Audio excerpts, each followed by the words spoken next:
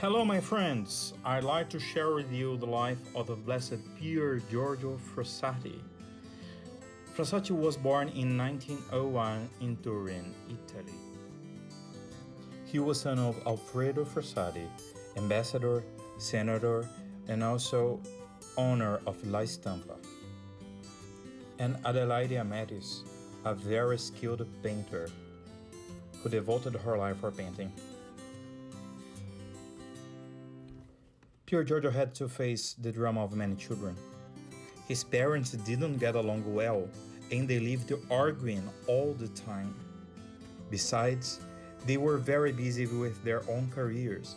So, Luciana, his sister, and Pier Giorgio had a very lonely childhood. She was almost 1 year younger than he was, and they were very, very close. Nonetheless, nothing could prevent the grace of God in his life. He was a very, very cheerful child.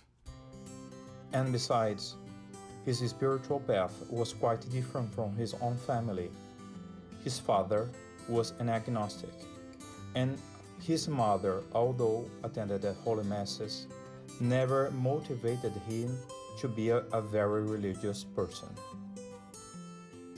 Since his childhood, Pier Giorgio was an outdoor person.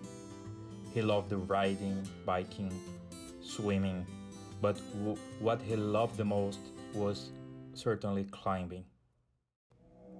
Pier Giorgio really enjoyed the nature, and he loved spending time in his country house in Polone, 43 miles far from Turin.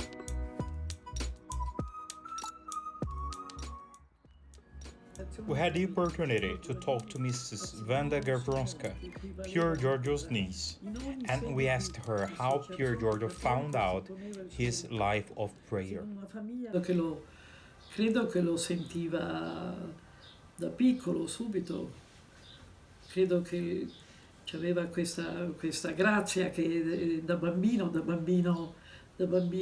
capiva, vedeva i poveri, voleva aiutare, da bambino amava Gesù, amava la Madonna, così istintivamente quasi si potrebbe dire. E questo è una grazia che gli è stata data, immagino. We are now in front of Pier Giorgio's house in Turin.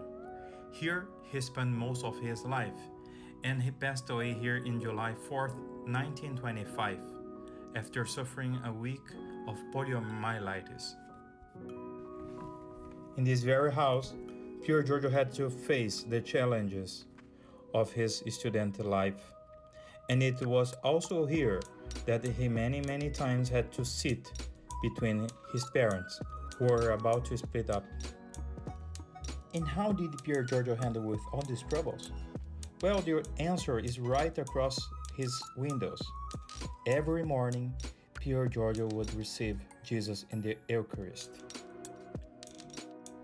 From the Holy Eucharist, Pier Giorgio had the strength to deal with his parents, to assist the poor, and as well to face the most difficult subject of his course in college. Pier Giorgio usually sat at the same place in the parish, and after receiving the Holy Communion, he stayed in prayer for almost 15 minutes every day. There is a commemorative plaque in the parish in order to celebrate that.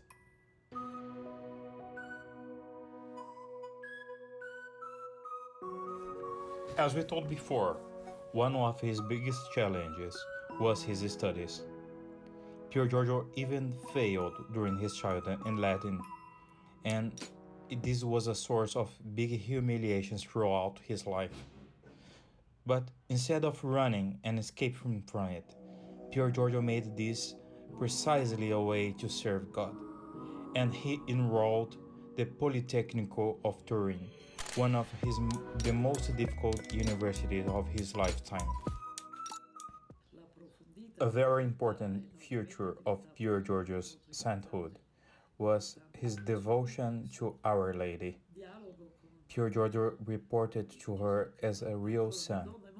Wanda Gavronska speaks of it. Quale senso? No, molto, molto importante la devozione alla Madonna. Marco Beltramo, che era il suo migliore amico, dice non possiamo capire Pier Giorgio se non capiamo la sua devozione, il grande amore che aveva per la Madonna. He displayed his devotion by praying the Holy Rosary every day of his life, and by coming also to the sanctuary of Our Lady of Europa. About this magnificent sanctuary we're about to talk now.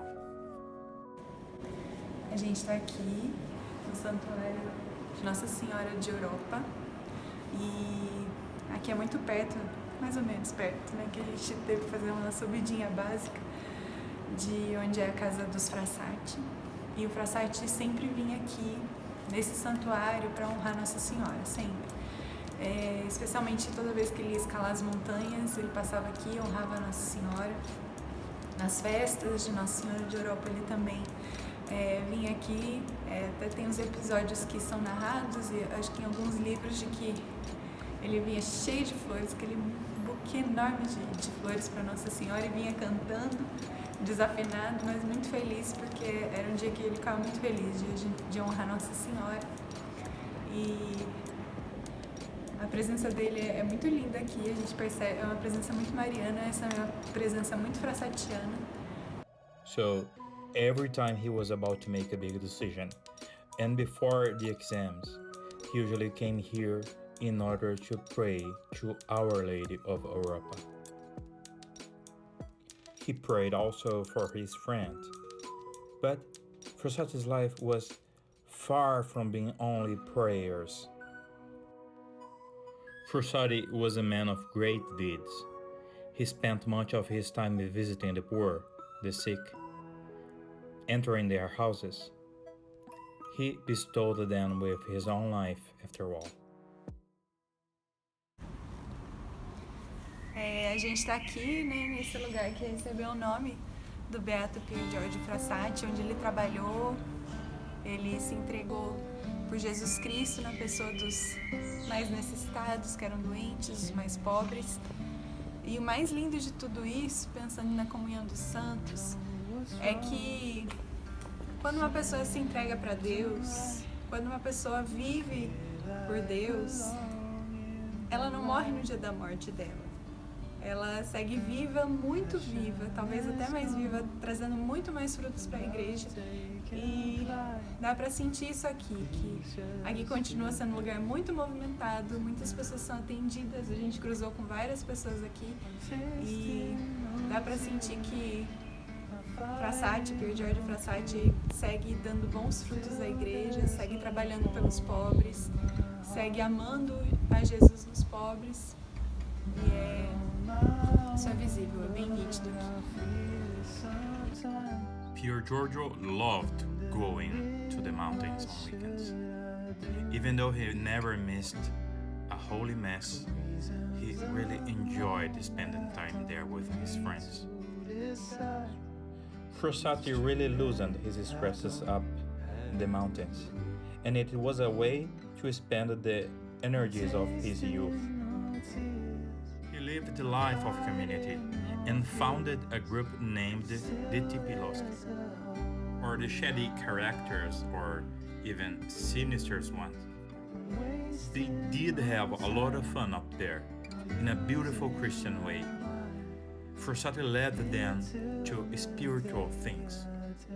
It was also in the mountains that Frassati fell in love with one of his friends, Laura Hidalgo. She was an orphan and 3 years older than he was. Since Pier Giorgio's parents were about to split up, Pier Giorgio decided not to create another problem and renounced his deep love for Laura Hidalgo. So he had to face an intense inner struggle in order to deal with it. He shared with a friend, "Alas, even though the days pass by, instead of seeing any improvement in myself, I see that in my struggles, the beast persists and wins over the spirit. In my friend's prayers, I see the only powerful help so I can vigorously rebuke my own animality. Frassati wrote it down just a few days before he passed away, so it means that he fought till the end. We're now at the Po River, scenery of important facts of Pier Giorgio's life. Here, he felt the first pain in his back when he was rowing with a friend. His friend claimed he had to stop the exercise, and he took a trolley to go home because the pain was very, very intense.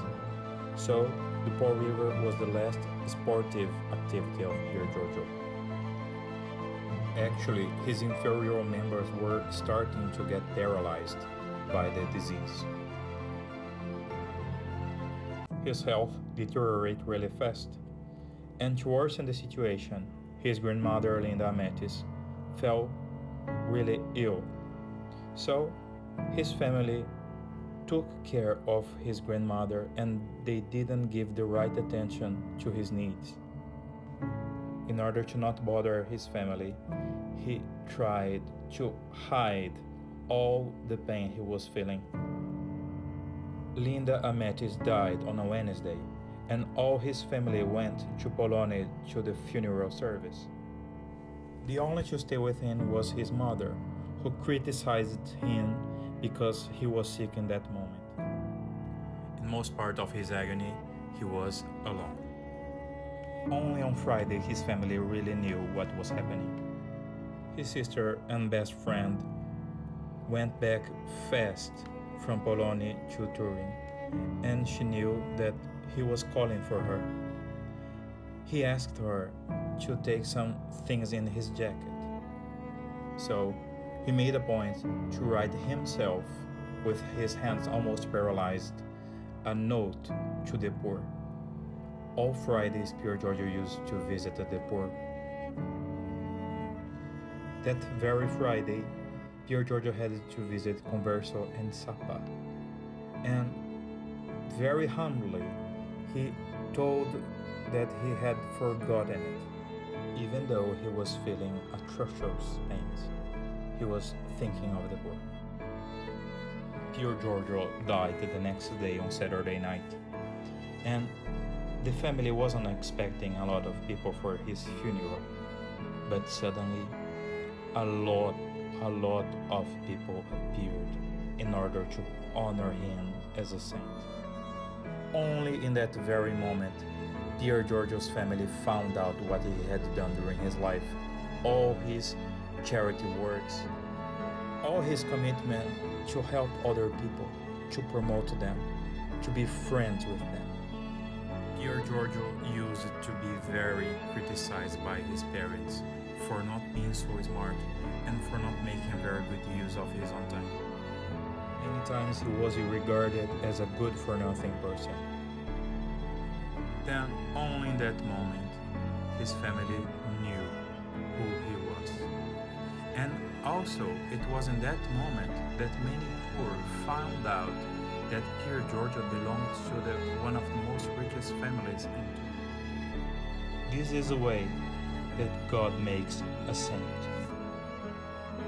God has written his own gospel in Pier Giorgio's heart and life. Pier Giorgio is a kind of alive gospel, an effective way to serve the others, to deal with our family difficulties, our student challenges, to be a son of Our Lady.